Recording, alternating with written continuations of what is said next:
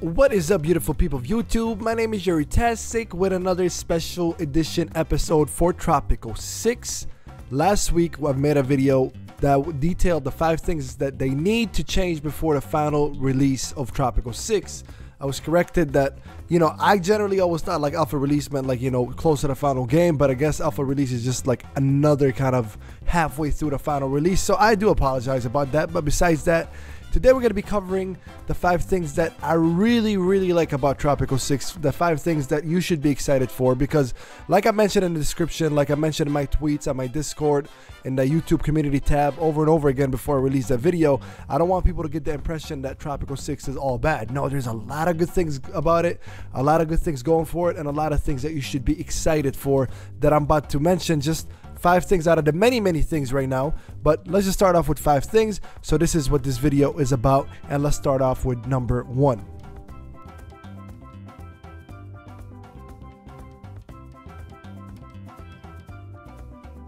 Alright guys, the first thing that you should be really excited about in Tropico 6, if you want to play the whole economy thing without any cheat codes and kind of grind it out, is educated workers are easier to get and education buildings are easier to fill up.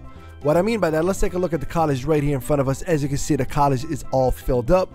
There's a couple high schools on this island, one over here that's all filled up, and there's one more over here that's also all filled up, and apparently we have a fire. Let's go ahead and send a helicopter. Anyways, so as you can see, high schools are filled up, colleges are filled up.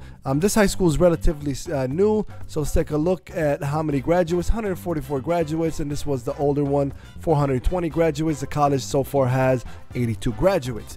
Now, that was a pain in Tropico 5 because you build your high schools early on, and I even made a whole video on how to get educated workers for Tropico 5. That's how big of a deal it was, but yet you see a lot of college or high school jobs that are not getting filled up. Now, the nice thing about Tropico 6 so far is they really balance it out.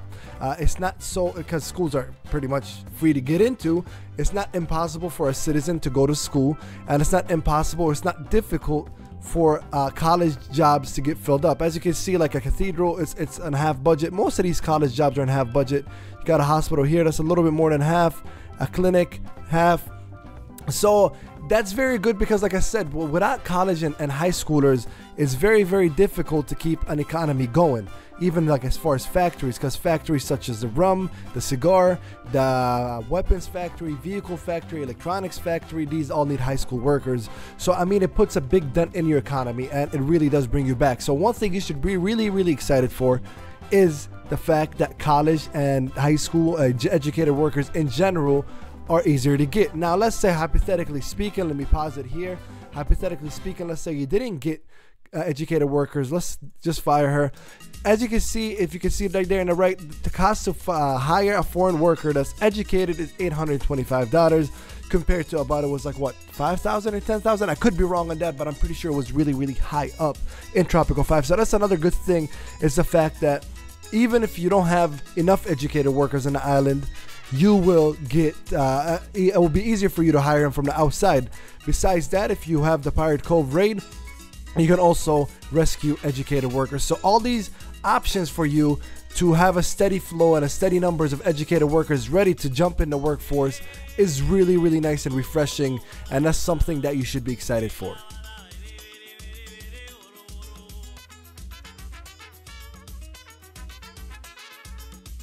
The number 2 thing that you should really be excited for is islands. Now, islands were one of the big things that they kind of featured in their gameplays or the trailers, and in E3 and all this stuff. They kept talking about islands and islands and islands, and we said, okay, what's the big deal?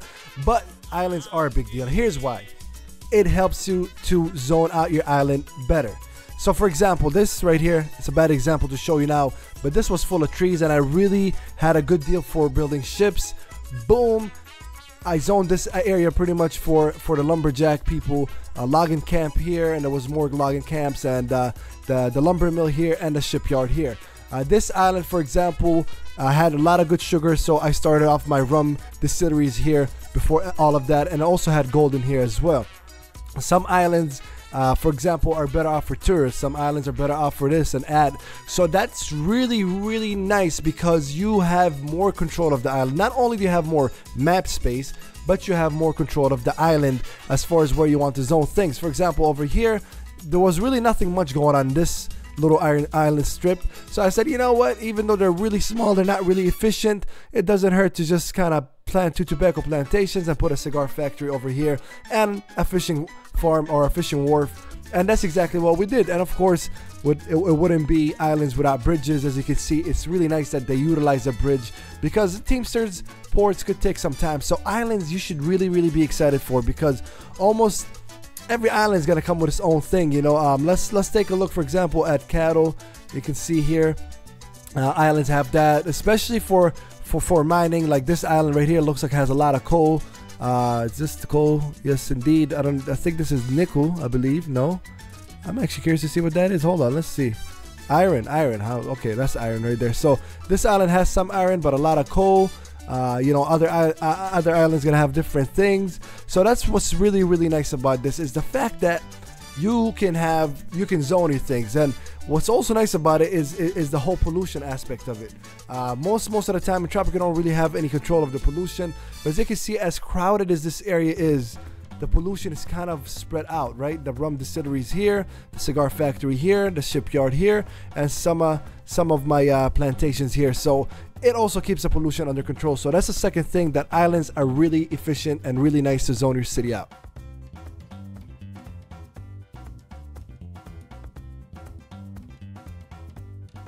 The third thing that I want to tell you guys about is graphics are completely stunning. And I mean, I'm sure they're gonna probably improve, and I'm sure people probably make mods to even improve the graphics, but I didn't really actually appreciate how good the graphics, look at this little girl. I didn't really appreciate how good the graphics were for Tropico 6 until I went back to Tropico 5 just to play around a little bit, just for the hell of it. And there was a massive difference. Now, of course, I am playing it on all high settings. Some computers might not be able to handle that, but mine does, thankfully. And I mean, graphics are really nice. It does feel more fresh, more crisp, more color to it. And especially that blue water reef, it does make you truly feel like you're in the Caribbean, you know. Just how it is. And around the shores, you can see that it's kind of like a coral blue water, and the deeper you get in the ocean, it's more of that deep blue color. And that's really how it is in real life as well. So graphics are really stunning. I love how the buildings look. You know, one thing on a side note, one thing that Calypso and Limbic and the whole Tropico team, one thing they always manage to do is make games that don't eat up your CPU. Ever since I played Tropico to 2, to 3, to 4, to 5, and now 6, these games keep advancing, but your CPU, your RAM is not completely getting destroyed. You know, like I have OBS right now, I have Audacity right now, I'm recording, all of this stuff. Even with all of that, it's still pretty smooth, and look how well the graphics are, okay? So, with that being said, that's one thing that I did want to bring you guys to it, because a lot of you guys were wondering about the graphics and asking me about, is it any different? Is it any different? Yes, it is. It truly does feel like a different Tropico game. I mean, let's just take one more look here.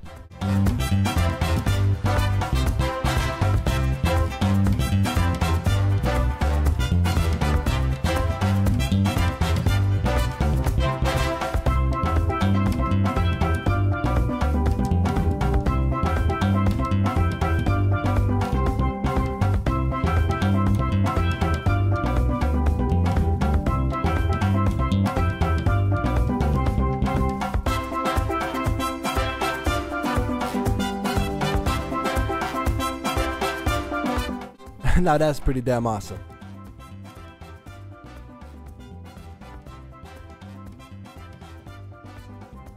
The fourth thing I want to bring you guys to it, again, I'm making this video for the people that like to play Tropico, to like to grind. Like my brother, for example, is as big of a Tropico fan as me, but he just likes, you know, unlimited money, all this stuff. Everybody has their different playing style. I'm not gonna knock anybody for wanting to play Tropico their own way. Some people just want the unlimited money, make beautiful islands, make everybody happy, while others like myself would like the whole grind it out kind of aspect of it.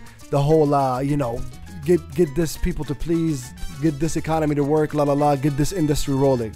One thing that's really nice about it is in Tropico 5, it was once you get to a certain point, it was really easy to get factions to like you.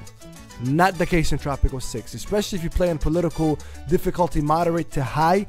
Factions are not gonna like you at all. Like the Militarists is a faction that I've always had such an easy time with pleasing. And look at this, they hate me.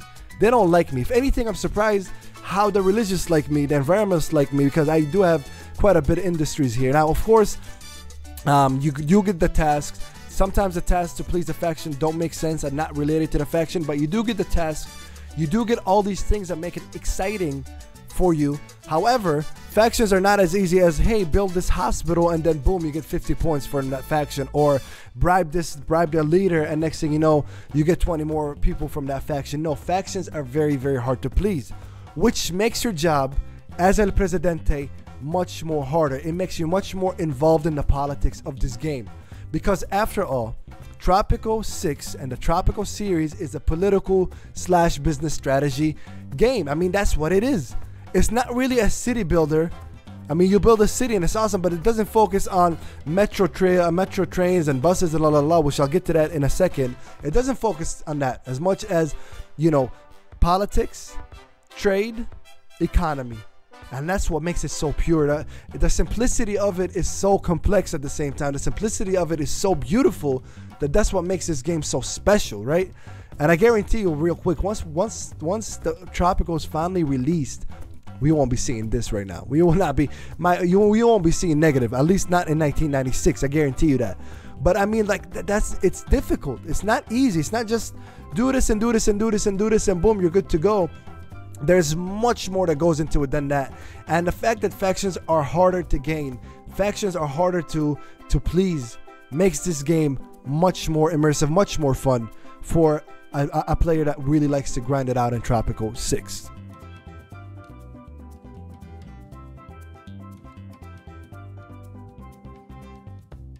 Now, in the previous point, I talk about how factions are much harder to please. There's something in the final point of this video, there's something about Tropico 6 that I cannot completely explain in words until you guys play it.